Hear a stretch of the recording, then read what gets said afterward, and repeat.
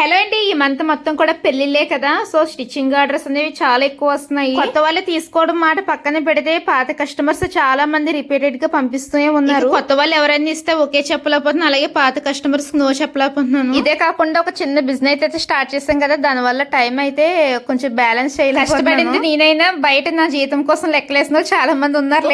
ఎవరు కనిపించినా ఎవరితో మాట్లాడినా ఎలా ఉన్నావో అని అడిగేవారు. కానీ ఈ మధ్య నీకు యూట్యూబ్ లో ఎంత వస్తుంది, నీ స్టిచ్చింగ్ లో ఎంత మిగులుతుందని అడుగుతున్నారు. పెడితే మొన్న యూట్యూబ్ లో కొన్న కామెంట్ చేశారు, సిస్టర్ మీకు 300 వీడియోస్ కి 60,000 సబ్స్క్రైబర్స్ ఎలా వచ్చారు, మాకు కూడా చెప్పరా ప్లీజ్, లేదంటే సబ్స్క్రైబర్స్ ఏమన్నా కొన్నారా. అవునండి కొన్నాను, ఏమేమి కొన్నానో చెప్తాను. మార్నింగ్ 4కి లేచి ఇంట్లో పిల్లల్ని స్కూల్ పంపించి డ్రెస్సెస్ ఆర్డర్స్ తీసుకుని వీడియోస్ తీసి ఎడిటింగ్ చేసి వాయిస్ ఓవర్ ఇచ్చి మళ్ళీ పిల్లలకు వండి పెట్టుకుని ఇటు ఇల్లు అటు వర్కుని చూసుకుని నైట్ పనుకునేసరికి 11 అవుతుంది. కష్టాన్ని కొన్నాను కాబట్టి ఇంతమంది సబ్స్క్రైబర్స్ నాకు వచ్చారు.